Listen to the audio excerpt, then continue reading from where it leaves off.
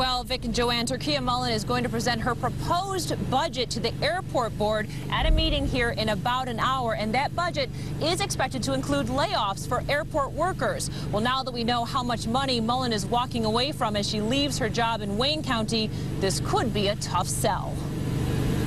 And that's what I'm entitled to based on my negotiation for my contract. Turkia Mullin is making no apologies for accepting her $200,000 in severance pay just for leaving her job. Not after county commissioners railed against her. I think it's reprehensible. Not after county employees struggled to make ends meet. I did not go to the doctor for 3 months because I couldn't afford the doctor bill.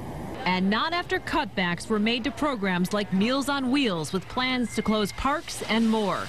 Mullin is insisting she's worth every penny the taxpayers are forking over for her. Her response comes in the wake of news of a six-figure severance for the woman who was already the third highest paid employee in Wayne County.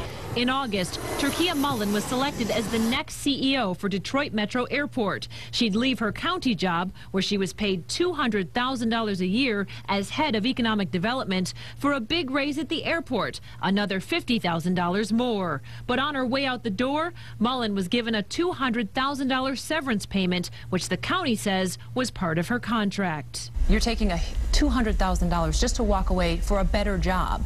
How is that fair?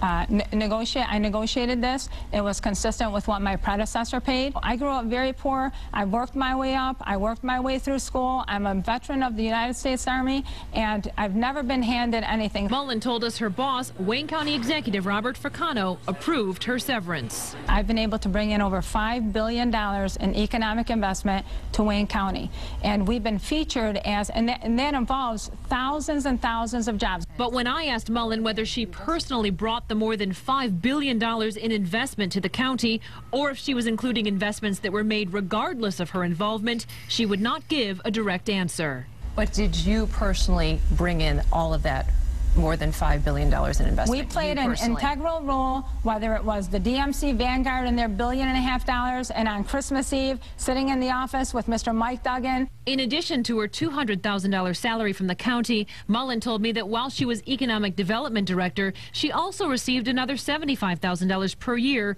paid by local businesses. Now that she's moving on to a bigger salary, Mullin has no plans to return the severance to the county. Considering all the controversy surrounding the severance package, are you willing to give the $200,000 back?